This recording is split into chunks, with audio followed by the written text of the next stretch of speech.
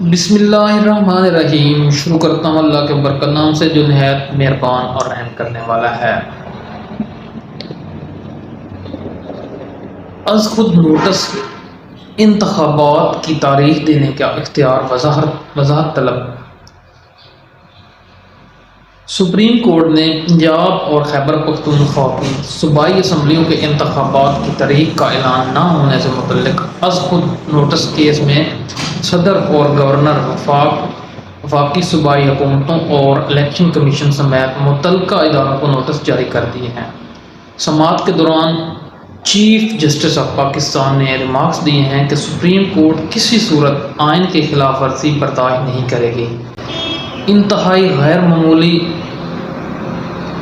حالات ہوں تو انتخابات میں تاخیر ہو سکتی ہے، بصورت دیگر 90 روز میں الیکشن آئینی طور پر ناگزیر ہیں۔ جمعرات کو chief justice Pakistan justice Umar Ata Bandial کی سربراہی میں سپریم کورٹ کے 9 رکنی لارجسٹ بینچ نے پنجاب اور خیبر پختونخوا دونوں اسمبلیوں کے الیکشن کرانے کے متعلق از خود نوٹس لیا۔ لارجسٹ بینچ میں جسٹس اعجاز الحسن، جسٹس منصور حسین شاہ، جسٹس منیب اختر، جسٹس یحییٰ افریدی، جسٹس مظاہر علی اکبر نقوی، جسٹس جمال خان مندوخیل، جسٹس محمد علی مظہر اور جسٹس عطر من اللہ شامل ہیں۔ انتخابات کی تاریخ دینے کا اختیار وضاحت طلب ہے۔ Chief justice supreme court of Pakistan میں سماعت کے آغاز پر چیف جسٹس نے کہا کہ پنجاب اور کے پی کے اسمبلیاں 14 اور 18 جنوری کو تعلیل ہوئیں۔ آرٹیکل 224(2) کے تحت الیکشن اسمبلی کے تحلیل سے 90 دنوں میں الیکشن منعقد کرانا ہوتے ہیں۔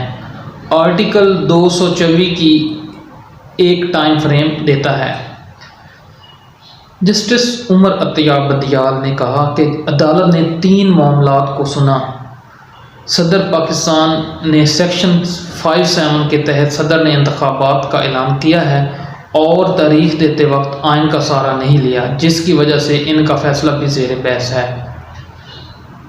انہوں نے ریمارکس دیے ہیں کہ انتخابات کا مسئلہ وضاحت طلب ہے۔ ہم ارادہ رکھتے ہیں کہ ہم سب کو سنیں گے، لیکن وقت کی کمی کی وجہ سے سماعت طویل نہیں کریں گے۔ از خود نوٹس اور بینچ میں شامل ججز پر جسٹس جمال مندوخیل کے تحفظات۔ دوران سماعت جسٹس جمال مندوخیل نے کہا کہ یہ از خود نوٹس کیس نہیں بنتا، میرے اس پر تحفظات ہیں۔ جسٹس اعجاز الحسن اور جسٹس مظاہر علی اکبر نقوی نے سی سی پی او لاہور غلام محمد ڈوگر کی اپنے عہدے پر بحالی کی درخواست کے دونوں انتخابات کے حوالے سے کارروائی کی۔ جسٹس جمال مندوخیل کے بقول انہوں نے اس کیس میں چیف الیکشن کمیشن کو بھی طلب کیا ہوا ہے، جو اس کیس میں فریق ہی نہیں تھے۔ ان کے نوٹ پہ یہ از خود نوٹس لگایا گیا ہے۔ ہمارے سامنے 2 درخواستیں موجود تھیں، بہتر ہوتا کہ ان پر سماعت کی جاتی۔